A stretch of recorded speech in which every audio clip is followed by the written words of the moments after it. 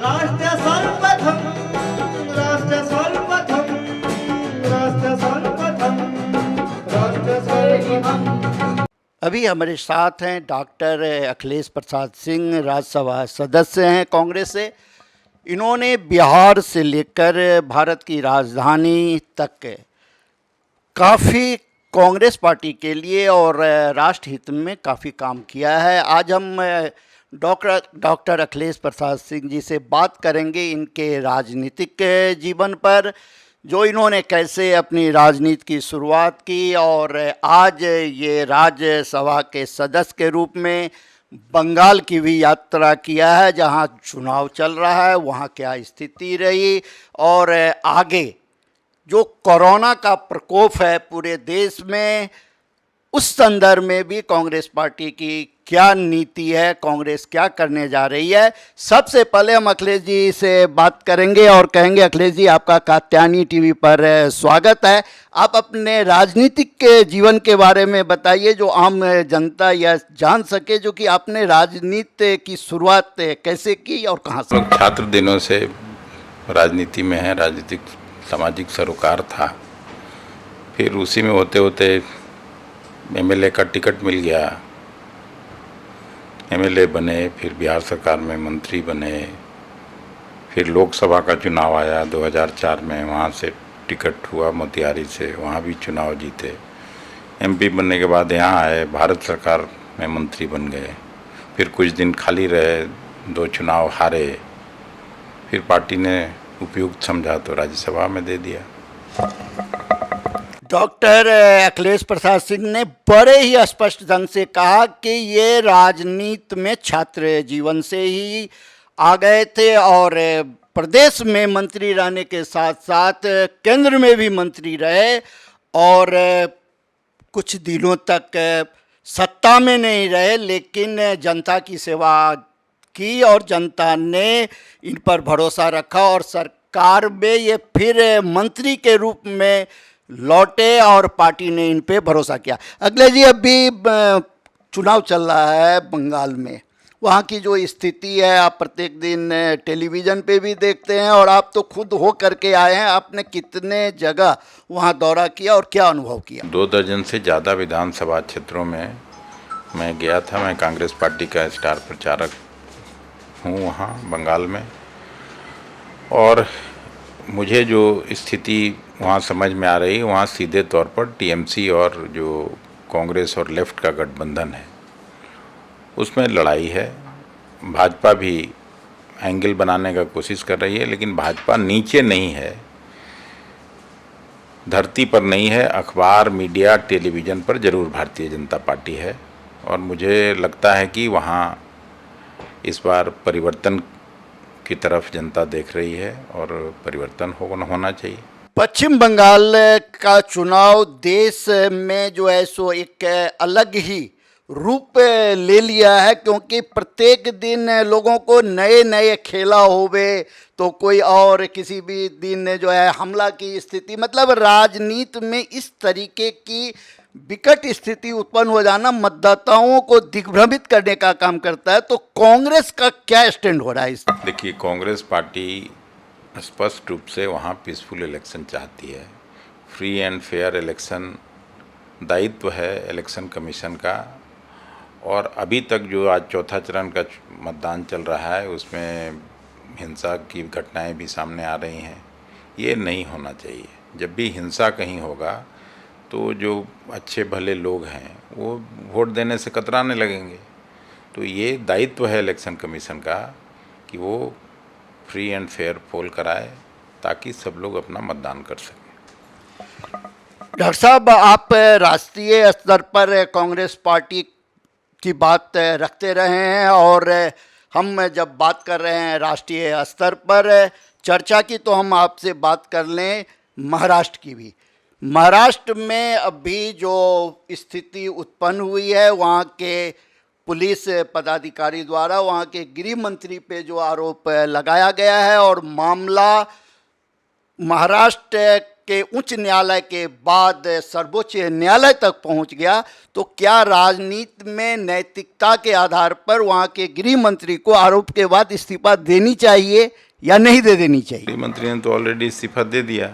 गृह मंत्री ने कहा कि मैं अपना इस्तीफा देता हूं और जब तक चार्ज मुक्त नहीं हो जाऊंगा, जो भी जांच एजेंसी सीबीआई जांच करे या स्टेट का एजेंसी जांच करे, जब तक वापस जांच खत्म नहीं हो जाती तब तक मैं मंत्री नहीं रहूंगा। उन्होंने काफ़ी देर से इस्तीफा दिया।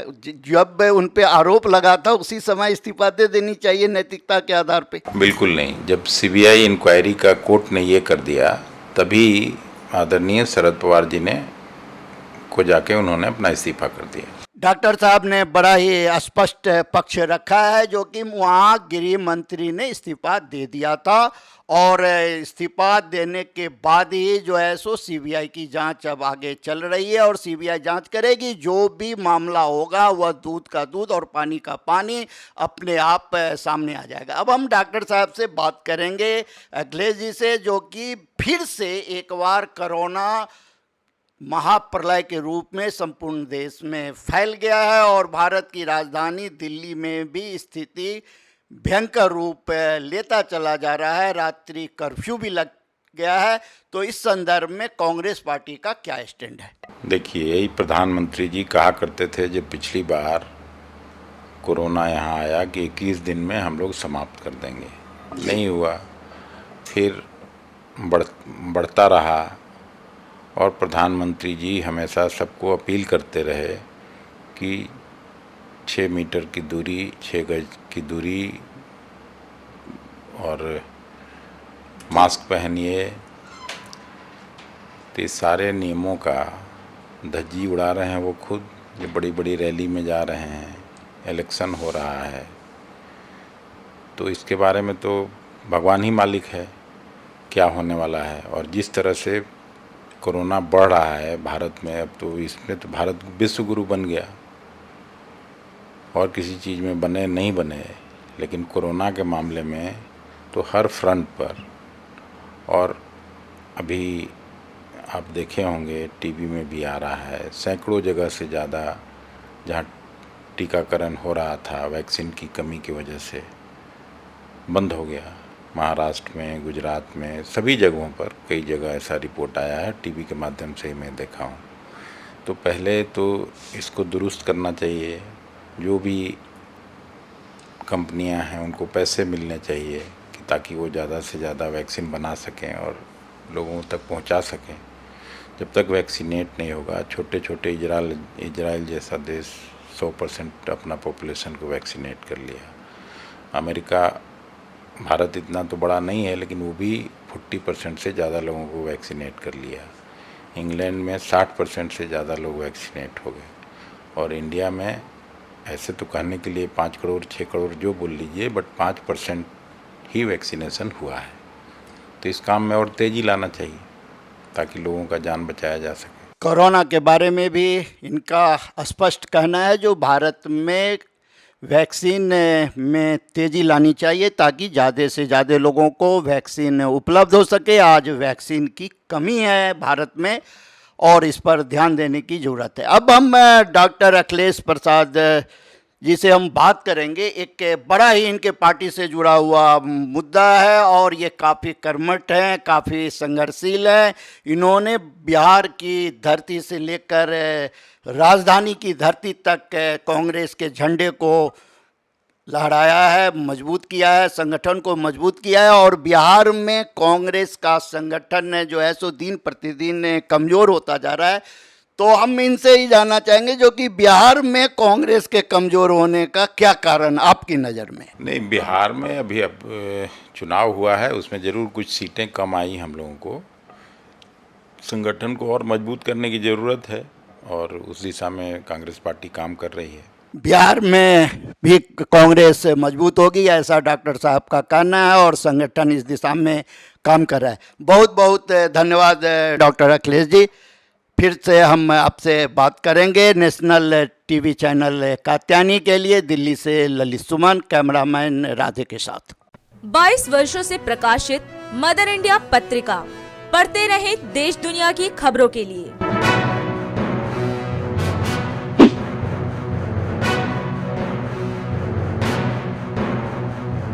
26वें वर्ष में आपके लोकप्रिय समाचार पत्र इंडिया दर्पण का प्रवेश। आप देखते रहें अपने क्षेत्र की खबरें।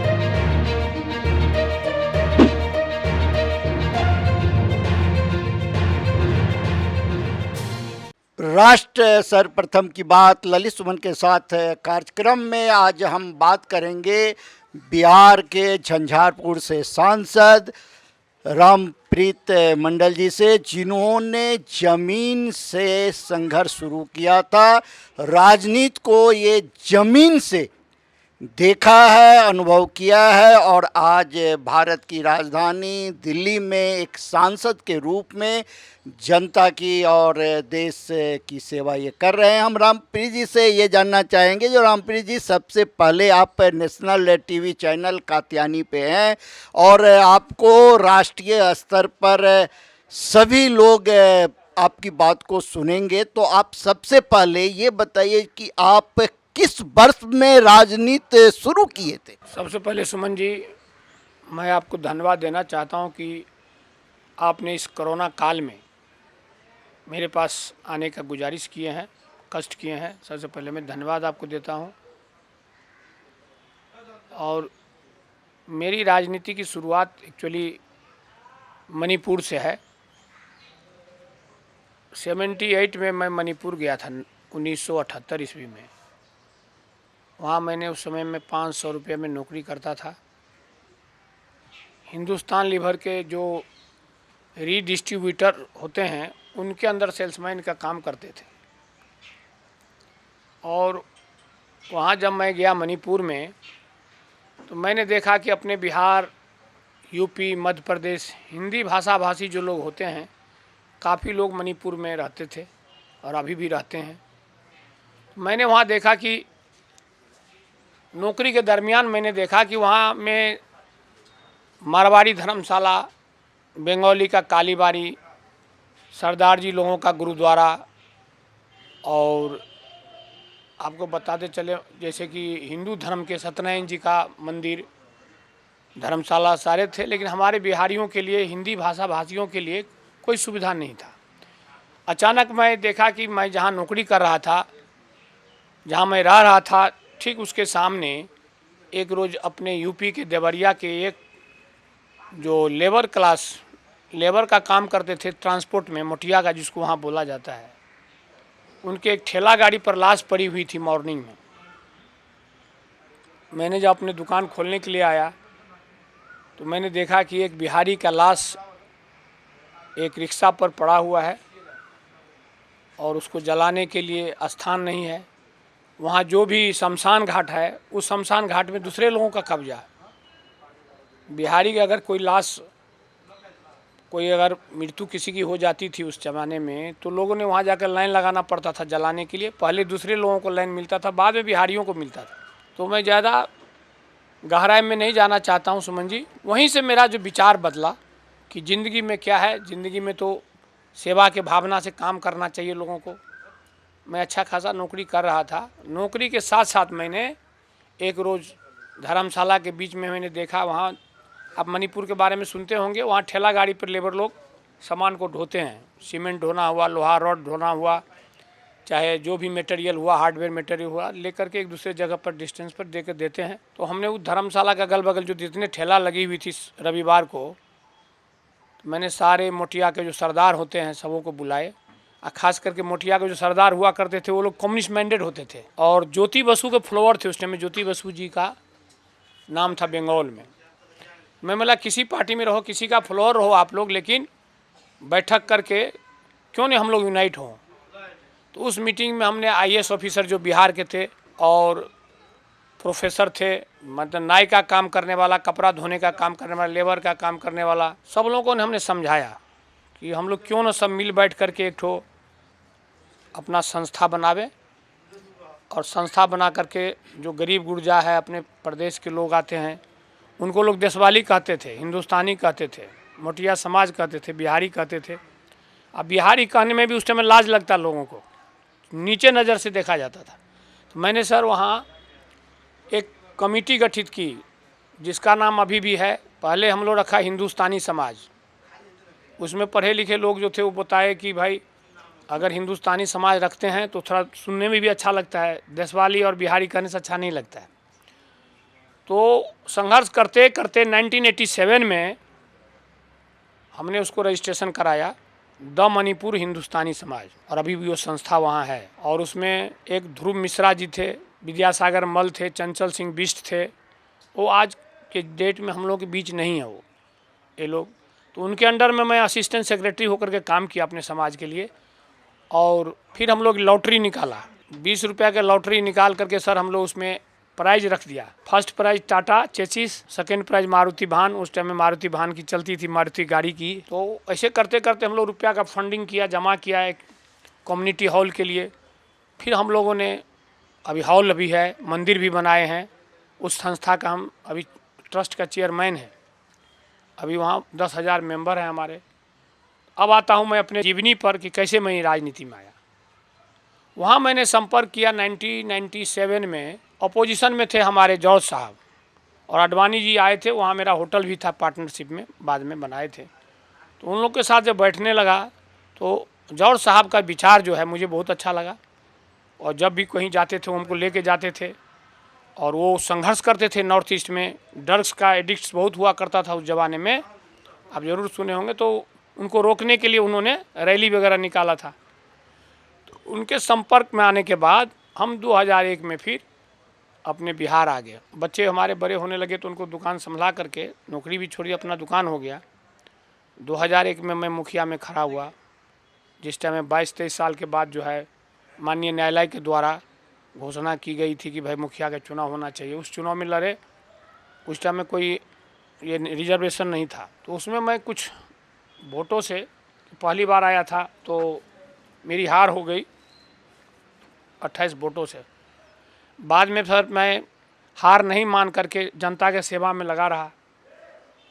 और 2006 में जो फिर दूसरा टर्म में मुखिया की चुनाव हुआ तो मैं जनरल सीट से बहुत भारी मत से मैं जीता। उसके बाद मैं 2011 में भी कुछ डिफीट खा गए मुखिया में, लेकिन सेवा की भावना से हम सेवा करते रहे। और माननीय मुख्यमंत्री जी 2005 में जब बने, माननीय जो अभी नीतीश कुमार जी, तो उनके फॉलोअर हम बन गए।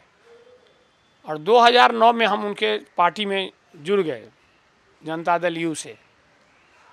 और उनके विचारों पर, उनके आदर्शों पर, उनके जो मार्गदर्शन पर चलने की कोशिश किया। फिर मैं 2016 में पंचायत समिति से जीता। और पंचायत समिति जीतने के बाद मैं प्रमुख बना अपने ब्लॉक का। फिर 2 साल के बाद जो लग जाता है, विश्वास लगता है, उसमें भी फिर मैं जीता। और सेवा के भावना से सेवा करते रहे। अचानक 13 मार्च 2019 में माननीय मुख्यमंत्री जी और माननीय जो अभी प्रधानमंत्री जी हैं नरेंद्र दास मोदी जी, ये लोग जब एनडीए की सरकार बनने की आपस में जो समझौता हुआ, तो उस समझौता के तहत मुझे टिकट दिया गया पटना बुला करके। मैं तो ज़िंदगी में एमएलए भी नहीं बना हुआ, कभी सोचा भी नहीं था कि मैं एमएलए भी बनूंगा। और आप लोग के बीच अभी बोलने का मौका मिल रहा है। माननीय प्रधानमंत्री जी और माननीय नीतीश कुमार जी का आशीर्वाद से 3,22,915 वोट से मैं जीता अपने झंझारपुर क्षेत्र से। और बड़े बड़े दिग्गज नेता जो हमारे एरिया के थे, 5-5 बार का एमपी रहे हुए, उनको पराजित करके मैं आपके बीच आज दिल्ली में आया हूँ। और भावना वही है जो 1987 में भावना थी, वही भावना अभी भी है। इसी तरह से मैं लोगों को सेवा करता हूँ जो सकता हूँ। रही बात, आप लोग जैसे कि जानते हैं कि माननीय आदरणीय प्रधानमंत्री जी अभी हम लोगों का जो है कोरोना काल में एमपी-लेट बंद कर दिया गया है। 30% हम लोगों का जो ये है मानदेय है वो भी कम कर दिया गया है। फिर भी मैं, आप जानते हैं कि अगर एक एमपी यहाँ से पटना जाएंगे, पटना से क्षेत्र में जाएंगे, क्षेत्र से फिर अपने विवाह में, शादी में, मुंडन में, कोई कार्यक्रम में जाते हैं तो खर्च है। तो किसी तरह से हम लोग ईमानदारी से, सेवा के भावना से अपना जो कर्तव्य है मैं कर रहा हूँ। और वही आप लोगों से गुजारिश होगा, आग्रह होगा कि कम से कम ऊपर वाला से आप भी मेरे स्वास्थ्य के बारे में कामना कीजिए, मैं भी आपके बारे में कामना करूँगा कि आपका भी चैनल अच्छा से चले। यही सब कहना ही है। राष्ट्र सर्वप्रथम की बात ललित सुमन के साथ कार्यक्रम में सांसद रामप्रीत मंडल जी ने अपने जीवन के उन क्षणों को याद करते हुए सच्चाई से सभी बातें रखी और आज एक सांसद के रूप में जब वे क्षेत्र की सेवा करना चाहते हैं और जो समस्याएं हैं उससे भी अवगत कराया। हम सांसद रामप्रीत मंडल जी से यह चाहेंगे कि अब ये थोड़ा यह बताएं कि जब ये भारत की राजधानी दिल्ली से अपने क्षेत्र में जाते हैं और क्षेत्र की जनता को जो इनसे उम्मीद है उस उम्मीद पर ये कितना अपने को खड़ा पाते हैं और कहाँ इन्हें समस्या का अनुभव होता है। देखिए, मैं अपने क्षेत्र में जब जाता हूँ सबसे पहले तो ये कहना चाहूँगा कि आज के डेट में हमारे जो सम्मानित जनता है, सम्मानित वोटर है, किसी को इस सरकार में जो एनडीए की सरकार है, हमारे बिहार में हमारे माननीय मुख्यमंत्री जी के सरकार में किसी को खाने पीने की तकलीफ़ नहीं है, कमी नहीं है। रोड की आप लोग देख ही रहे हैं कि हर 3 घंटे में आप पटना से रवाना होकर के आप कहीं से कहीं जा सकते हैं। बिजली आपको 24 घंटा में 23 घंटा रहता है। पानी की समस्या नहीं, नल जल का योजना उन्होंने दिया है। जल जीवन हरियाली पर काम हो रहा है। जो गरीब बच्चे अति पिछड़ा वर्ग से आते हैं उनके लिए उन्होंने भी, अगर मैट्रिक का कोई लड़कियां करती है तो उनके लिए 10,000 है, 12 पास करती है तो उनके लिए आपको 25,000 है, कोई बीए में पढ़ना चाहती है तो 50,000 है। लड़के को साइकिल दिया गया, लड़कियों को भी साइकिल दी गई है। तो सारे काम कर रहे हैं जनता। लेकिन हमारे झंझारपुर का मूल समस्या है कि अभी कोई वहाँ इंडस्ट्री नहीं है। जैसा कि सुमन जी आप भी मेरे बगल के हैं, मधुबनी क्षेत्र के, पहले शुगर मिल वहाँ बहुत हुआ करता था, वो सारे बंद पड़ी हुई है। पेपर मिल थे दरभंगा, महाराज के दरभंगा तरफ में। तो ये सारे चीज़ों को सुविधा हम लोग की तरफ हो जाए, क्योंकि हमारा जो गन्ना का खेती होता है वो गन्ना हम लोग नेपाल को बेचते हैं, चीनी मिल नहीं होने के कारण। तो मैंने इससे पहले भी माननीय प्रधानमंत्री से भी मिला हूँ और विदेश विभाग को भी लिखा हूँ। जयनगर का बहुत हमारे जो गन्ना होते हैं, गन्ना सूख जाया करता है किसी कारणवश। 1-1.5 साल से हमारा संबंध इतना मधुर नहीं है अपने पड़ोसी देश नेपाल से। तो ये सब चर्चा हमारा अगर हो जाता है तो क्षेत्र की विकास होगी। हमारे यहाँ एक ये नहीं है, क्या कहते हैं आपको, कोल्ड स्टोरेज नहीं है, उस पर भी विचार किया जा रहा है। जहाँ तक डेवलपमेंट और विकास का सवाल है, आप जानते होंगे कि झंझारपुर में मेडिकल कॉलेज बन रहा है और फुलहर से लेकर सहरसा तक की अभी 4 लेन की रोड बन रही है, जो भेजा से लेकर सहरसा जाने में सिर्फ 15 मिनट लगेगा लोगों को पार करने में। ये सब काम हो रहा है। आप देखिए 1934 में भूकंप आया था और रोडें बंद थी। निर्मली, जो निर्मली से सहरसा की तरफ जाती थी, सुपौल तरफ, कोसी पर महासेतु, वो माननीय हमारे मुख्यमंत्री जो उस टाइम में रेल मंत्री थे, माननीय प्रधानमंत्री जाकर के उद्घाटन किए, शिलान्यास किए। आज उस पर लोग अभी गाड़ी थोड़े दिन पहले चालू हुई है। तो विकास हो रहा है, लेकिन और विकास की ज़रूरत है। बेरोज़गारी जो है, छोटा मोटा उद्योग लगेगा एमएसएमई में, जैसा कि परसों बैठक हुई थी। तो मखाना की खेती है, पान का खेती है, मछली का पालन है, पानी का हमारे यहाँ जो है काफ़ी सुविधा है। इस पर सोच रहे हैं। बाढ़ आ जाती है हर साल, उस पर हम लोग माननीय मुख्यमंत्री जी, माननीय जो हमारे जल संसाधन मंत्री हमारे संजय झा जी लोग हैं, उस पर भी विचार करके डैम बना रहे हैं। तो यही कहूँगा कि काम हम कोशिश कर रहे हैं कि हमारे झंझारपुर के जो जनता है, मालिक हमको इतना वोट से जिताया है, बहुत बड़ी आशा के साथ उन्होंने जिताया है, तो उनके आशा पर मैं खरा उतरने का कोशिश करता हूं। जो हमारे ऊपर विश्वास किए हैं उसके इनको विश्वास को हासिल करना चाहता हूं। और साथ साथ मैं आपके माध्यम से, आपके चैनल के माध्यम से माननीय प्रधानमंत्री से आग्रह करना चाहता हूं, विनती करना चाहता हूं कि हमारे बिहार में एक विधायक को 3 करोड़ रुपया दिया जाता है साल में डेवलपमेंट फंड के लिए माननीय मुख्यमंत्री जी के द्वारा। तो क्यों नहीं हम लोगों को, अगर हमारे क्षेत्र में 6 विधायक हैं तो 3 करोड़ से 18 करोड़ होता है, लेकिन हमको जो 5 करोड़ देते थे उसको चालू कर दिया जाए, ताकि हम गरीबों में जा कर के गली नली बनाना है, अगर कहीं बाकी है, कहीं गेट बनाना है, बहुत सारे, किसी को सामुदायिक भवन जो अति पिछड़ा वर्ग के, दलित वर्ग के, महादलित वर्ग के शादी विवाह में रहने का व्यवस्था नहीं है बारातियों का, तो ये सब हम देंगे। यही आपके माध्यम से गुजारिश करना चाहूँगा माननीय प्रधानमंत्री जी से। कि हम लोग MP लैंड को जितना जल्द हो खोल दें। राष्ट्र सर्वप्रथम की बात ललित सुमन के साथ कार्यक्रम में सांसद झंझारपुर मधुबनी ने बहुत ही बेबाकी के साथ वहाँ की समस्या, वहाँ के विकास, बिहार सरकार द्वारा किए जा रहे विकास के संदर्भ में बात करते हुए बताया कि एक सांसद के रूप में जब वे एक छोटी छोटी समस्या को लेकर, सामुदायिक भवन के मसले को लेकर जब कोई क्षेत्र की जनता उनके पास पहुंचती है और मांग करती है तो ये देने में अपने को असमर्थ मानते हैं, क्योंकि इनके पास फंड का अभाव होता है। इसीलिए प्रधानमंत्री, केंद्र की सरकार को चाहिए कि सभी सांसदों को यह फंड उपलब्ध कराया जाए ताकि क्षेत्र का विकास हो सके। बहुत बहुत धन्यवाद रामप्रीत जी, आप नेशनल टीवी चैनल कात्यायनी को बड़े ही बेबाकी से अपनी बात कही। राष्ट्र सर्वप्रथम, वंदे मातरम, जाग उठा है भारत। बिहार सूचना एवं जनसंपर्क विभाग से मिली जानकारी के मुताबिक कोरोना के बढ़ते संक्रमण को देखते हुए मुख्यमंत्री नीतीश कुमार ने राज्य के अधिकारियों के साथ उच्च स्तरीय समीक्षा बैठक की और कोरोना की रोकथाम के लिए अधिकारियों को जरूरी दिशा निर्देश दिए। माननीय मुख्यमंत्री श्री नीतीश कुमार ने कोविड-19 से संबंधित उच्च स्तरीय समीक्षा बैठक की एवं अधिकारियों को आवश्यक दिशा निर्देश दिया। इस मौके पर उप मुख्यमंत्री श्री तारकिशोर प्रसाद, विकास आयुक्त श्री आमिर सुबहानी, स्वास्थ्य विभाग के प्रधान सचिव श्री प्रत्यय अमृत एवं अन्य पदाधिकारीगण उपस्थित रहे। कोरोना की स्थिति को लेकर के हम लोगों ने पुनः आज चर्चा की है और उसके पहले भी हम लोग सारे DM और SP के साथ वीडियो कॉन्फ्रेंसिंग के जरिए हर प्रकार की जानकारी और हर प्रकार का गाइडलाइन भी पहले भी आज से कुछ दिन पहले उस पर भी चर्चा कर चुके हैं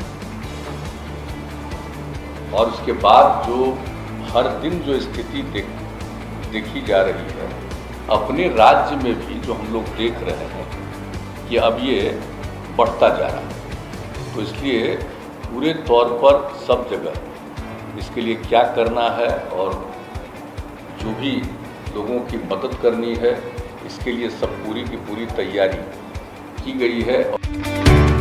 2019 बैच के भारतीय प्रशासनिक सेवा के 11 प्रशिक्षु पदाधिकारियों से मुलाकात के बाद मुख्यमंत्री श्री नीतीश कुमार ने कहा कि आपसे यही उम्मीद है कि आप लोग अपनी समझ और अनुभव से समाज को आगे बढ़ाएंगे। सरकार की पहल एवं प्राथमिकताओं पर आपकी पूर्ण संवेदनशीलता रहनी चाहिए। देश के साथ साथ बिहार को भी विकसित बनाना है।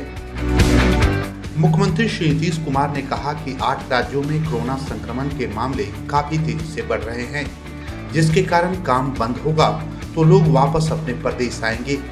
उनके लिए क्वारंटाइन सेंटर के साथ साथ रोजगार का भी प्रबंध किया जा रहा है। बाहर से आने वाले हर व्यक्ति की कोरोना जांच होगी और रिपोर्ट नेगेटिव आने के बाद भी उन्हें कुछ दिनों तक अलग रखा जाएगा।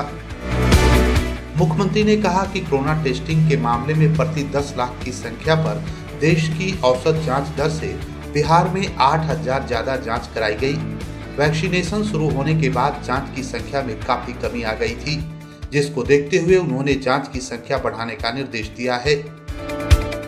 कोविड-19 की रोकथाम को लेकर नवादा जिला प्रशासन हर स्तर पर काम कर रहा है।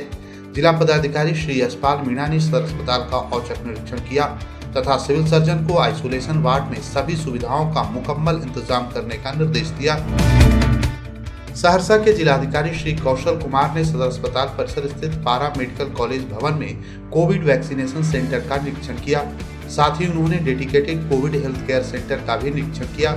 उन्होंने सिविल सर्जन तथा स्वास्थ्य विभाग के पदाधिकारियों को मानक के अनुरूप सभी आवश्यक तैयारियां सुनिश्चित कराने का निर्देश दिया। बेगूसराय के जिला पदाधिकारी श्री अरविंद कुमार वर्मा ने वीडियो कॉन्फ्रेंसिंग के माध्यम से सभी SDO, SDPO, BDO तथा MOIC के साथ जिले में कोविड-19 संक्रमण की रोकथाम एवं वैक्सीनेशन हेतु किए जा रहे कार्यों की समीक्षा की तथा आवश्यक निर्देश दिया।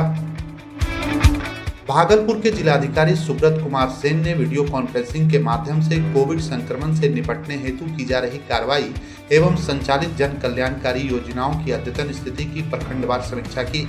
इस दौरान उन्होंने संबंधित अधिकारियों को टेस्टिंग, टीकाकरण एवं मास्क चेकिंग अभियान में और तेजी लाने का निर्देश दिया। और अधिक खबरों के लिए आप हमारे YouTube चैनल दैनिक इंडिया दर्पण को अभी सब्सक्राइब करें और नोटिफिकेशन के लिए बेल आइकन को प्रेस करना ना भूलें। राष्ट्र सर्वप्रथम, राष्ट्र सर्वप्रथम, राष्ट्र सर्वप्रथम, राष्ट्र सर्वप्रथम।